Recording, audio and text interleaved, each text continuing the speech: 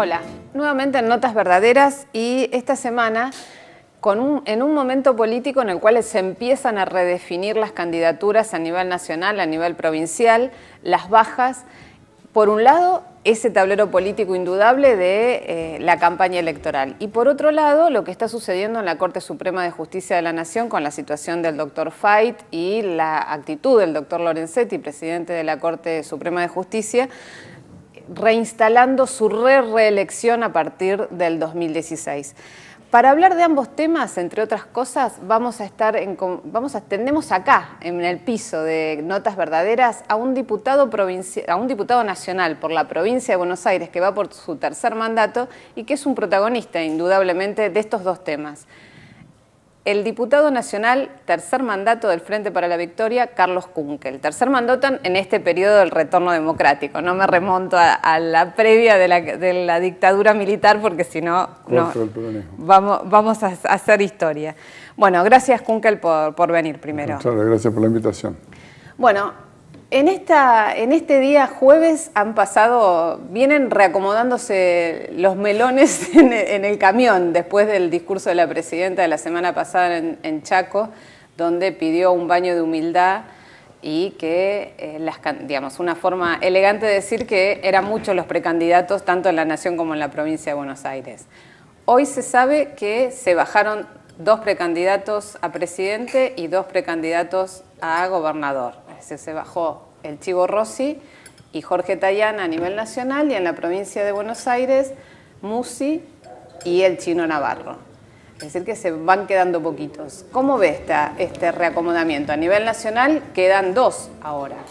Bueno, en primer lugar, el peronismo evidentemente a la hora de decidir quiénes tienen que ocupar los cargos ejecutivos, es evidente que los argentinos tienen una predisposición o una predilección por el peronismo, al punto de que en una de las últimas elecciones el propio Unión Cívica Radical presentó como candidato al doctor Roberto Labaña, un peronista. Parece que la visión que tiene un sector muy importante de la ciudadanía es que para cargos ejecutivos los peronistas nos desempeñaríamos un poquito mejor. Y yo, por supuesto, comparto, me encuentro dentro de ese sector.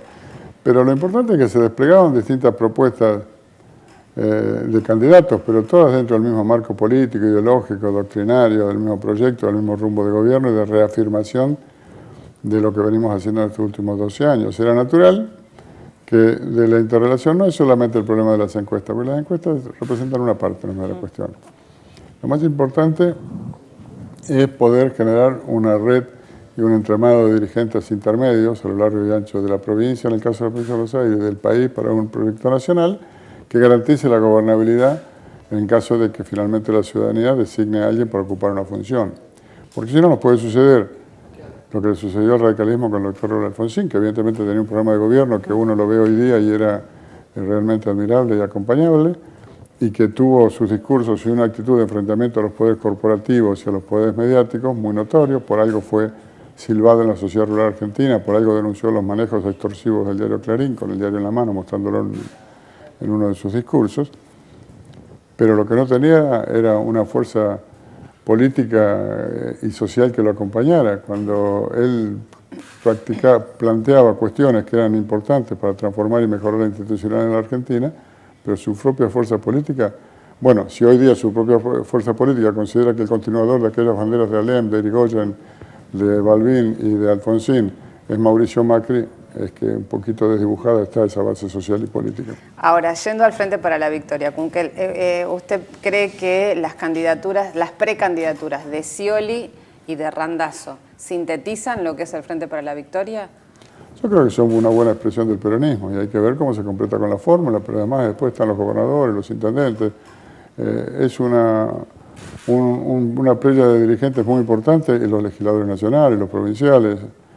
No es solamente una persona, no es mágica. Cada persona, aunque no lo crean algunos televidentes, tiene 24 horas, come, duerme, tiene sus hijos, sus problemas personales, todas sus cosas.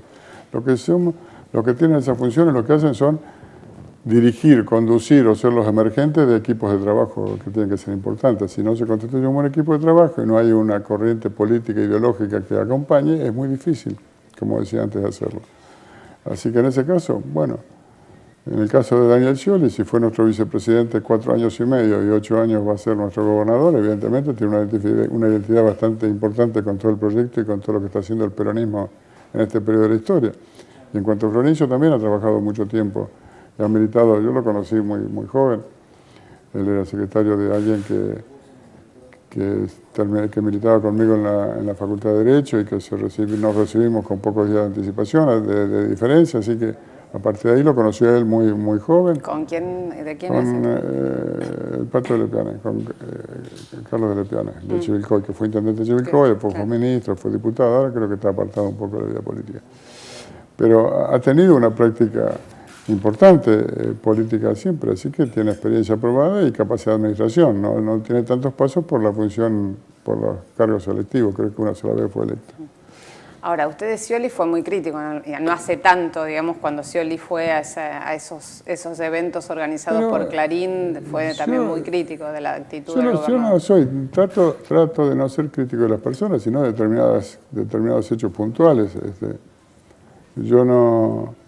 Y por supuesto, también soy crítico de muchos otros y otros son críticos de mí y soy autocrítico muchas veces, que a veces uno lo dice y otras veces no para dar munición al adversario, pero uno puede criticar una cuestión y no quiere decir que descalifique a la persona para otras cosas. Y hay otra persona que está desmerecida y descalificada para cada cual por todo, pero en el caso no, yo lo que acabo de decir recordando el tiempo que fue nuestro vicepresidente, nuestro gobernador, lo he dicho siempre, aún con algún tipo de actitud o de cosas, puede gustarme menos o más, pero no trascienden ni tienen influencia en la toma de gobierno, ni en las decisiones, ni en la forma de vida de los argentinos, que se vayan a ver. Alguien me pregunta, ¿le parece ese programa? Y bueno, puede haber hecho un comentario de no adhesión, pero eso no tiene importancia en cuanto al ejercicio de sus funciones y a la lealtad con la que se ha manifestado. Ahora, con nosotros y con todos aquellos a los que ha acompañado en algún momento de su actividad política. ¿Y cómo vio esta semana, también hablando de noticias de la semana, empezó el programa de Tinelli con la presencia de él lo presentó como los 3 candidatos, ya definió la interna, por lo menos en el anuncio público, Tinelli, a Scioli, a Macri y a Massa? La verdad es que yo creo que toda expresión cultural o radio, televisión, teatro, que se sirva como entretenimiento, suscite la adhesión popular, merece el mayor de los respetos, pero en general no es el tipo de programa que a mí me atrae. Como nunca lo he mirado, tampoco puedo comentar sobre él mismo. Ahora, hablábamos de la provincia de Buenos Aires, donde también hay cada vez menos precandidatos, pero hay muchos todavía. Y usted se inclinó ya sí por Julián Domínguez, ¿no? Sí, pero en ningún momento puse en duda ni la militancia, ni la experiencia, ni la capacidad de Aníbal Fernández o de Fernando Espinosa. ¿Y qué pasa? Porque no solo ellos quedan. Hasta ahora están Aníbal Fernández, Julián Domínguez, Espinosa, Insaurralde. No, pero Insaurralde con el peronismo yo no lo veo desde que ni siquiera juró con los peronistas cuando asumió como diputado, así que lo veo alejado del peronismo. Yo por lo menos en las estructuras del Partido Socialista, en los congresos, todo, no lo he visto aparecer nunca, así que no creo que se presente por otro partido. Si se quiere presentar por el peronismo como intendente de Loma de Zamora, sería legítimo si la dirigencia del peronismo de Loma de Zamora lo avala y lo acompaña, pero fuera de Loma de Zamora no lo he visto participar de ninguna actividad del peronismo en estos años. Ahora, ¿qué pasó con Güell en 2 años? Porque fue el primer candidato a diputado del Frente para la Victoria. Es una buena pregunta para hacerle a él. Bueno, pero usted me dice, usted no está. Se confundieron ustedes, cambió mucho, ¿cómo fue? Yo le explico. En noviembre de 1963, cuando retiré mi libreta de enrolamiento, antes de volver a mi casa, me afilié al peronismo. En 1965, ya en enero, hicieron el prontuario por peronista, no sé cómo lo llamaban en aquella época. En el 73 fui diputado nacional, después fui preso peronista un montón de años. Yo estuve siempre en el mismo lugar y conozco a los que han compartido distintas etapas de mi vida, a veces en confrontación interna y otros acompañándolo. Así que cuando nosotros apostamos a figuras nuevas, o que son nuevas para los que toman las decisiones, porque a lo mejor han actuado en un ámbito determinado y para otros ámbitos no eran tan conocidos, bueno, se pueden tener aciertos y se pueden tener errores, las personas pueden cambiar o pueden encontrarse con que manejaban bien un karting pero no están para manejar un Fórmula 1. Hablando de los que cambian, no de los que se han ido, los que han vuelto, porque en estos 2 años de las legislativas, ahora las ejecutivas... No, pero eso de cambio de partido hay que hablar con Patricia Bullrich Pueyrredón o con Felipe Solá, que conocen todos los partidos. Bueno, se sacan fotos con todo. Bueno, hay una versatilidad. Linda pareja, ¿eh? Bueno, usted la está proponiendo, mire que hay... Sería una buena pareja. No sé a quién le... Felipe y Patricia, linda pareja. Y de Rayambra no sé con qué está haciendo, me parece medio injusto con él, me da la impresión. Pero él últimamente... En esos vaivenes. Claro. Ahora, Kunkel, también es cierto que hay algunos que en este lapso tan corto, la verdad, en la historia política de 2 gobiernos, de 3 gobiernos kirchneristas, pero desde las legislativas ahora, se fueron del Frente para la Victoria y algunos con Massa y volvieron o intentan volver al Frente para la Victoria. Están de fiesta los cosos de al lado. Parece que les ha vuelto la piba. No, bienvenidos todos. Eso les quiero preguntar, porque, bueno, Guzmán, el de Escobar, volvió al Frente para la Victoria. Justosi se fue del Frente Renovador y, no sé, algunas declaraciones, por ejemplo, de Aníbal Fernández fueron muy elogiosas hacia la actitud de Justosi. ¿Se puede pensar que Justosi vuelve al Frente para la Victoria? Es difícil desde afuera de la política entender esas idas y vueltas. Sí. También, ¿no? Bueno, y esas que alguien piense en algún momento que el peronismo, o que hay formas de hacer peronismo fuera de las estructuras del Partido Justicialista. Porque al principio se presentaron hace 2 años como una versión donde iban a acompañar mucho o a continuar muchas de las políticas que habíamos generado nosotros y iban a corregir otras que nunca lo explicitaron. Pero bueno, como no había tiempo, estaban muy cerca de las elecciones, se suponía. Yo creo que son compañeros que han tenido una larga... Yo a Justosi lo conozco cuando en el 87 llegamos a la gobernación con Cafiero. Yo era jefe de asesores del ministro de Gobierno y él trabajaba en mi área, era estudiante todavía, así que lo conozco como militante peronista desde muy jovencito. Pueden haber creído que había formas de hacer peronismo lejos de la estructura del Frente para la Victoria del Partido Justicialista. Bueno, si después comprobaron que eso no era posible y que se fueron derechizando cada vez más las posiciones de Massa, es natural que vuelvan al viejo hogar, al que siempre estuvieron. Se alejaron 2 años del peronismo. Si ahora vuelven, bienvenidos que sean. Ahora, ¿y a Massa cómo lo ve? Cuando yo, unas veces o 2 lo dije inconscientemente como reflejo, Massita, porque así le decían Néstor y así le decíamos nosotros aún cuando era jefe de gabinete. Bueno, fue Massita, no llegó a Massa.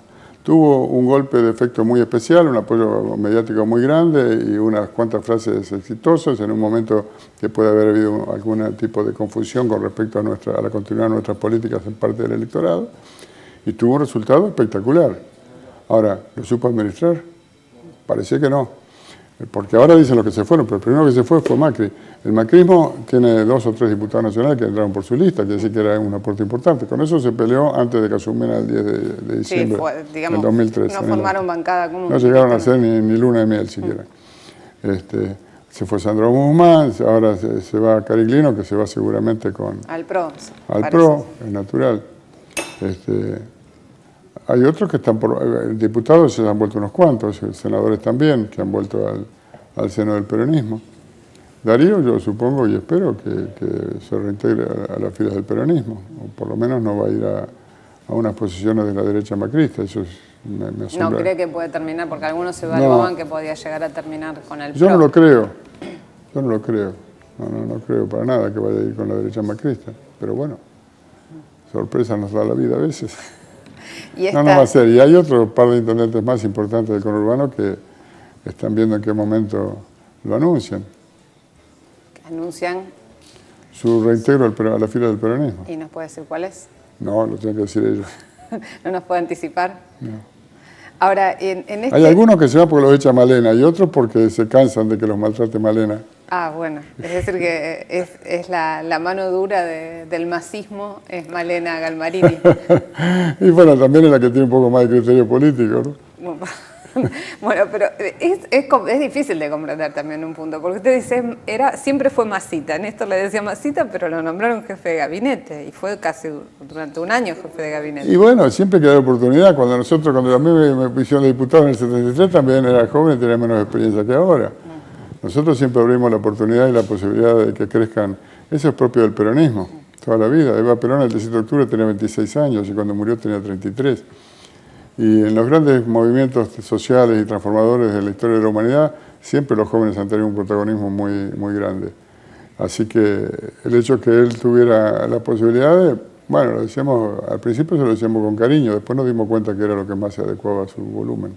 Bueno, seguimos con el diputado nacional Carlos Kunkel en Notas Verdaderas y otro de los temas indudablemente de las últimas semanas en Argentina es lo que está sucediendo en la Corte Suprema de Justicia de la Nación. Usted integra la Comisión de Juicio Político que decidió por amplia mayoría, pedir un examen psicofísico del miembro de la Corte Suprema, el doctor Carlos Fait, y citar a distintas personas para ver qué experiencia tenían en cuanto a las condiciones en las que está el doctor Fait.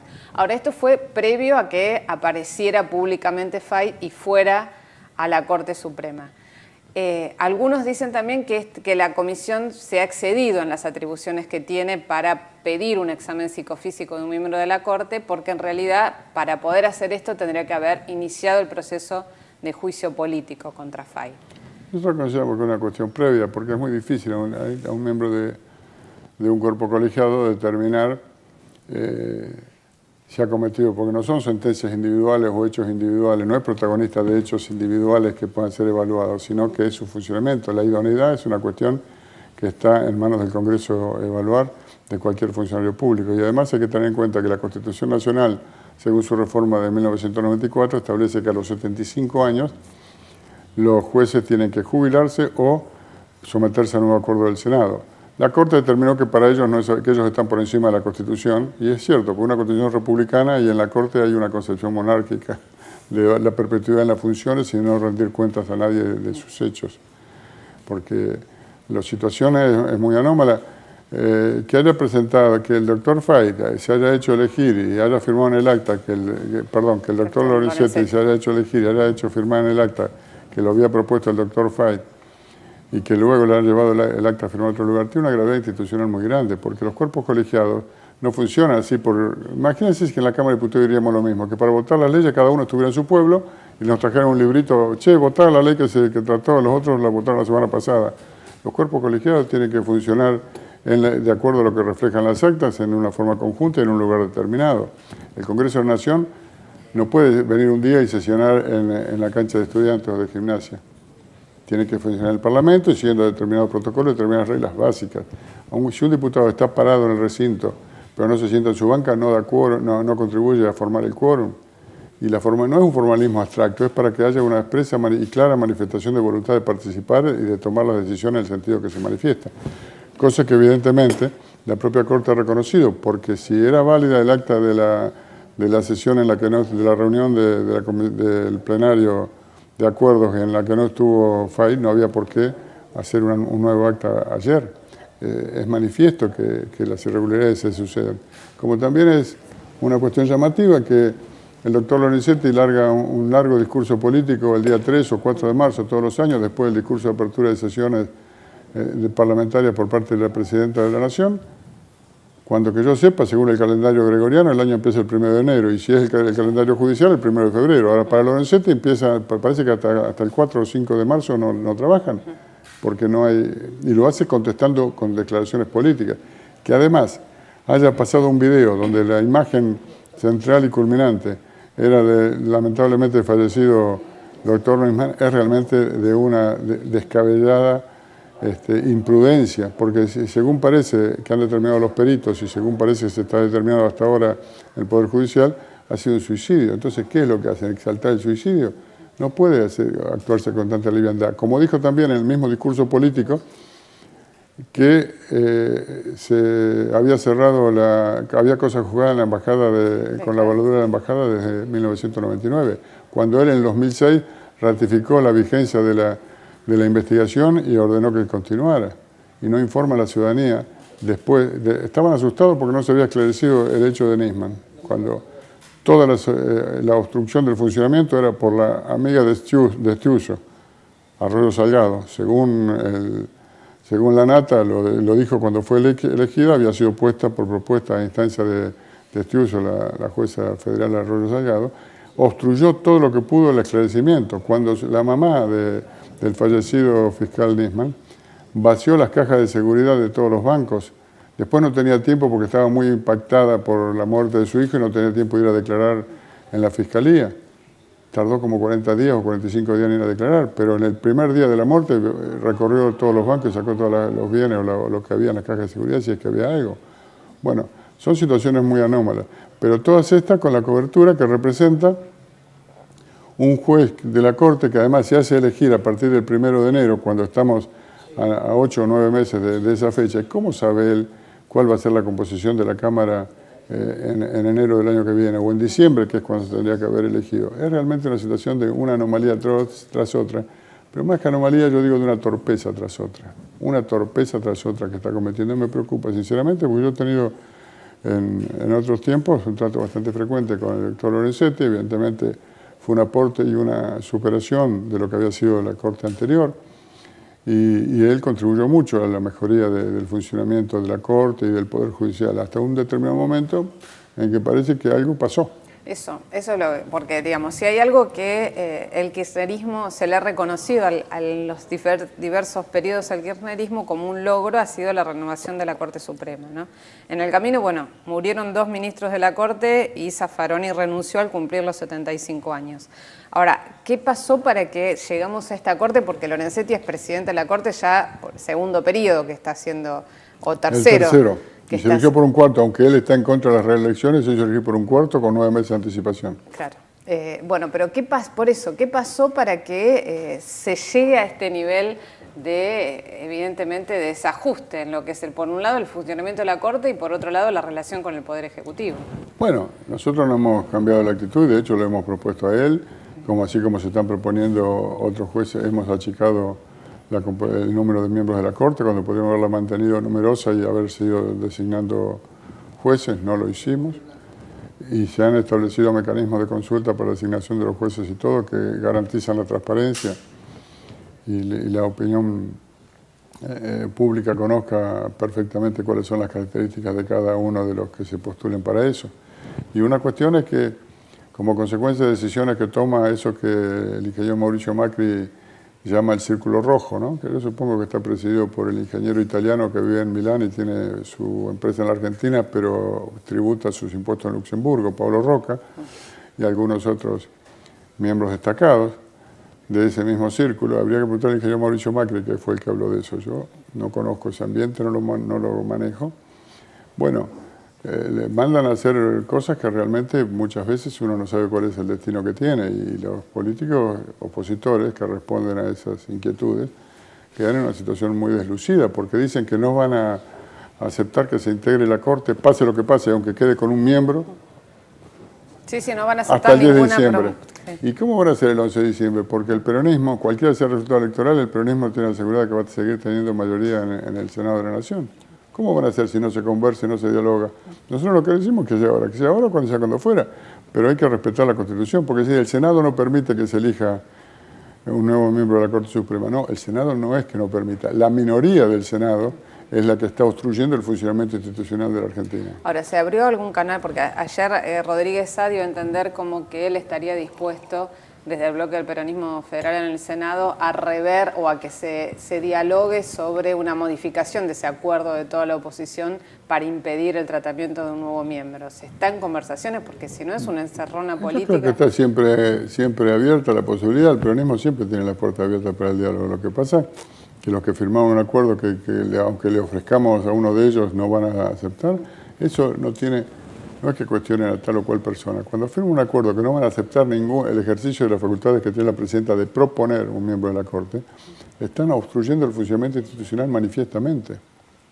No hay no pueden decir que aunque lo propongamos al más destacado dirigente radical o liberal, lo van a rechazar porque lo proponemos nosotros. Eso es un absurdo. No están cuestionando que propongamos personas que a ellos les parecen inadecuadas.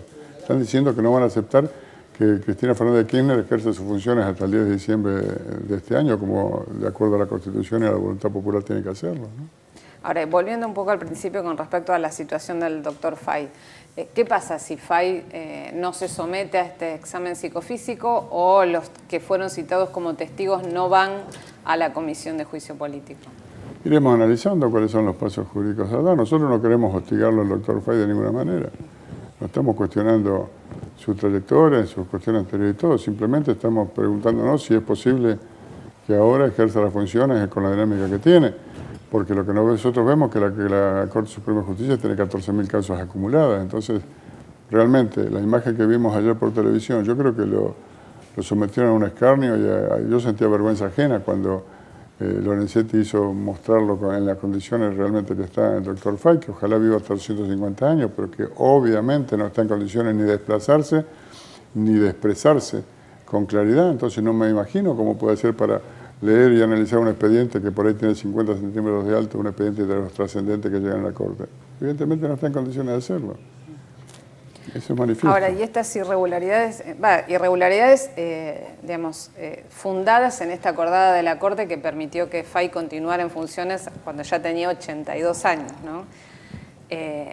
Usted me decía antes de comenzar que hay muchos jueces a nivel nacional que están excedidos en la edad de los 75. Yo por curiosidad pedí que me pasaran la lista.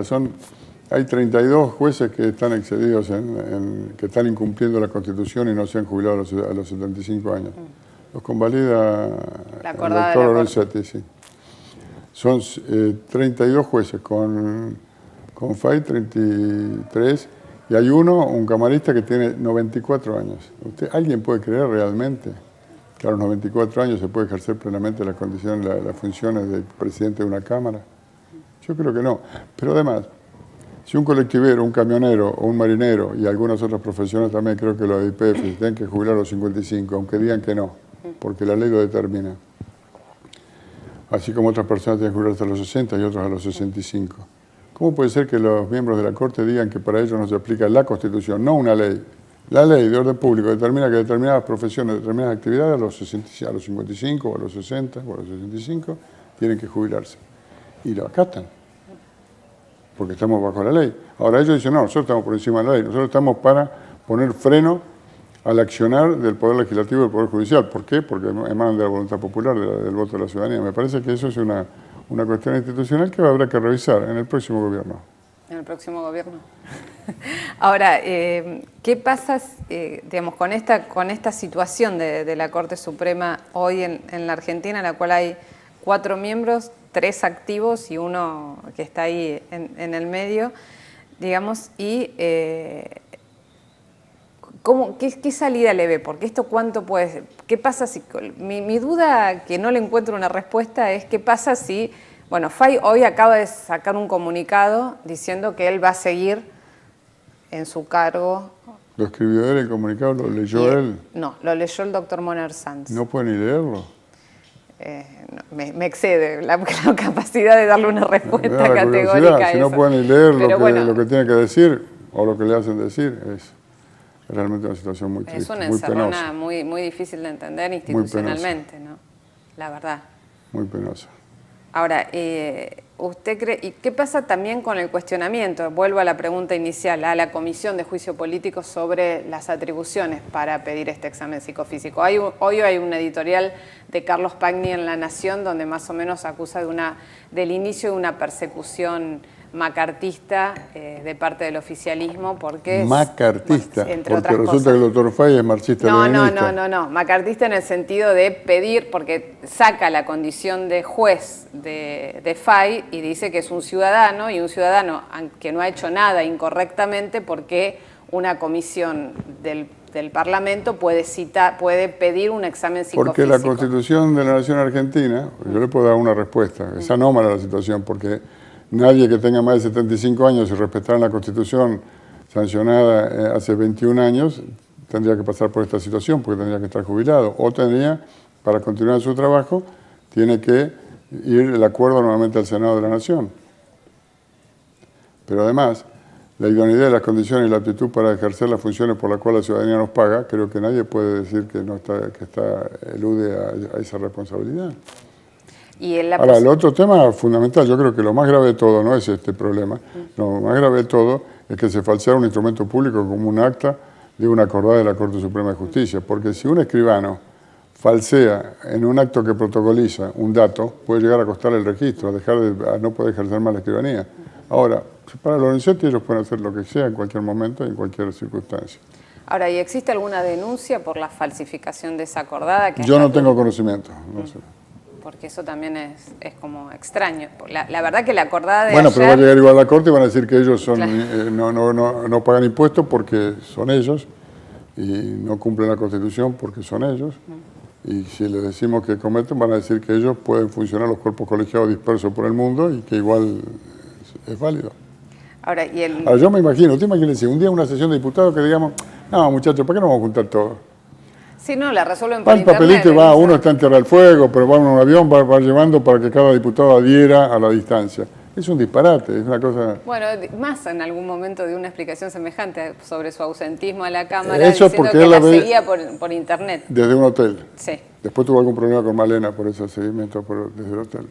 Ahí no sé. Bueno, después de este paso por la política provincial, nacional, la situación judicial, vamos a ir a un rinconcito más personal del diputado Kunkel y lo invito a ver dos fotos. Una primera foto que ilustra una situación familiar. Usted, su esposa y un... ¿Cuánto hace que está casado con...? Yo hace como 23 años. Ah, bueno. ¿Y sus hijas también son militantes? Sí, más Macarena. Que está con Julián Domínguez, ¿no? Claro, que tiene 20 años y la que tiene 18 años no milita directamente, pero acompaña siempre. Y mis 4 hijos anteriores también, en distintos grados, pero son todos peronistas, por suerte para mí. ¿Todos peronistas les salen? Mis nietos, si no eran, si yernos y todos. Sí. No, bueno, eso ya es Algunos pueden no ser de Boca, algunos. Pero peronistas son todos, sí, claro. ¿Y todos encuadrados en el kirchnerismo? Porque el peronismo. peronismo es muy amplio. No es tan amplio. ¿No es tan amplio? No es tan amplio. Mire que usted sí que ha visto a lo largo de la historia pasar personajes, ¿no? Pasan y se van. Pasan y se van. Algunos quedan. Algunos todavía quedan, espero que se vayan. Bueno, a ver, ahí vemos alguna otra foto. Y esta, bueno, esta es Macarena. Esta es Macarena. Su hija. Esta es la señorita que salió a los medios como militante del Nacional Buenos Aires, ¿no? Cuando fue una de las tomas. Claro, pero tengo una particularidad. Era una toma donde ella, que era miembro por la minoría de la conducción del centro de estudiantes del colegio, había estado en contra de la toma y en la asamblea había fundamentado por qué estaba en contra de la toma. Pero luego, por ese vicio que tenemos los peronistas de aceptar las decisiones de la mayoría. El que gana gobierna y el que pierde claro, acompaña. Y además de aceptar las decisiones de la mayoría y respetar las decisiones de la mayoría, el día que va al colegio escuchaba que estaban diciendo bardos y que no hablaba ningún dirigente de los que habían propiciado, entonces se paró en la puerta y fundamentó las razones por las cuales se había convocado el paro, que era una decisión orgánica que había tomado primero la Comisión Directiva del Centro y luego la Asamblea. Pero ella en realidad había fundamentado, internamente había fundamentado la no toma. Bueno, pero fundamentó más que bien en los medios. Y claro, explicó cuál era la posición que se había, lo que se había decidido hacer, ¿no? ¿Y cómo ves esto del el juego de los medios de comunicación en la política y los políticos en los medios de comunicación? Ni siquiera en eso son originales los medios hegemónicos en la Argentina. Ustedes vemos las campañas feroces que hacen en contra de Obama en Estados Unidos y las denuncias. Lo que dice Obama de algunas cadenas de Estados Unidos, comparado con lo que decimos nosotros del Grupo Clarín, son elogios, no nuestros. Hoy justamente me escuchaba un audio de Obama que anoche hizo una referencia a lo que hace la cadena Fox, claro, a las mentiras de la cadena Fox, diciendo que él, la verdad que propondría a cada ciudadano que lo llamara por teléfono para ver si era cierto o no lo que decía Fox antes de formarse una opinión. Claro. Directamente, pero parecía claro, extrapolado pero a la Argentina, ¿no? Que criticar la opinión de otro, porque no es la opinión, porque hay dos cuestiones. Arturo Jauretche siempre decía que en el periodismo hay opiniones, cuando se publican columnas de opinión, y hay información, y que la deslealtad de un periodista es cuando da información falsa o distorsionada, introduciendo o disimulando su opinión dentro de una deformación de una noticia. Y ese es el tema que a nosotros nos preocupa cuando se miente deliberadamente con respecto a que ministros tienen cuentas que no existen, que la presidenta ha hecho cosas que no ha hecho, y son informaciones concretas que lo dicen con total certeza y afinidad. Y yo veo con ese periodista Santoro creo que era, ¿no? Que le hicieron hacer semejante papelón. ¿Cómo se presentará él ante sus hijos, ante su familia, que para ganarse el salario tenga que hacer ese papel tan ridículo como hizo, diciendo que en un banco donde había 42 millones depositados, Máximo Kirchner y 62 millones en total los depósitos en ese banco, y que Máximo Kirchner y Nilda Garré han abierto una cuenta de 42 millones. Inmediatamente salió desmentida. ¿Cómo puede ser? ¿Qué puede sentirse una persona? Porque no es que dijo abrir una versión, dio como una información. Y tenía necesidad, un hombre que hace mucho, que trabaja en la prensa, no es un notero que empezando para que lo confirmen, ¿no? Me parece que es lamentable cómo están haciendo quedar algunos de sus columnistas que algún prestigio, algún reconocimiento tenían. Bueno, propongo ahora un juego de cartas. A ver, y a partir de la persona que me aparezca del otro lado, esta no es, ahí aparece el juego de cartas, el mazo de notas verdaderas, y a ver, toque el timbre a ver si nos sale esta vez. Ahora sí. Bueno, el Papa Francisco. Lo conocí, lo traté y a veces tomamos algunos mates con él cuando era el cardenal Jorge Bergoglio. ¿Y? Tuve oportunidad de estar con él hace unos 15 meses cuando viajé en el grupo interreligioso, que lo había originado él y yo no lo integro en el grupo interreligioso, pero me invitaron especialmente a acompañarlo. Creo que es un hombre que está llevando con mucha convicción, firmeza y entereza adelante sus convicciones. ¿Pensaba que como Papa iba a jugar como está jugando? En relación a la Argentina. Volvemos a lo mismo. Cuando en determinado momento él, en su carácter de jefe de la Iglesia Argentina, emitía determinadas opiniones políticas, nosotros podíamos tener diferencias con esas opiniones políticas. Nunca le cuestionamos el ejercicio de su facultad de conducir a la Iglesia Católica y, aunque algunos se ofenden porque yo lo diga, me gustaría más que hubiera sido liberal, pero yo siempre reconocí su formación peronista. Y a algunos les preguntaba, ¿ustedes se imaginan algunos de los curas que pintaron la cruz en los aviones que asesinaron a 400 argentinos en la Plaza de Mayo el 16 de junio del 55 llegando a Papa? Era imposible. Monseñor Aguirre llegando a Papa. Lo que hubiera hecho con el Banco Ambrosiano, otra que el Banco Comercial de la Plata. A ver, otra carta. A ver, ¿viste? La segunda. Ahí está. Bueno, Aníbal Fernández. Aníbal Fernández, un militante peronista, un hombre que ha sido probado en las distintas funciones que ha desempeñado, muy comprometido, dice lo que piensa de cara a la sociedad, con lo cual hay muchos que están de acuerdo y otros en desacuerdo, pero no usa eufemismos. Ahora está como jefe de gabinete y postulándose para gobernador de la provincia de Buenos Aires. Personalmente yo considero que sería un buen gobernador, pero mis preferencias para este proceso electoral están por Julián Domínguez. Bueno, y la última, a ver, espera a ver que venga el mazo. Justo sí, ya hablamos. Un peronista que se fue hace 2 años de las filas del peronismo pensando que encontraba una forma de ejercer su peronismo en otro ámbito. Fue desilusionado ahí y ahora, no sé, tendrá que decidir si se reintegra a las filas del movimiento peronista plenamente. Bueno, muchísimas gracias, Carlos Kunkel, por habernos visitado hoy acá en Notas Verdaderas. Y nosotros nos reencontramos la próxima semana, como todos los jueves, en Notas Verdaderas. Gracias.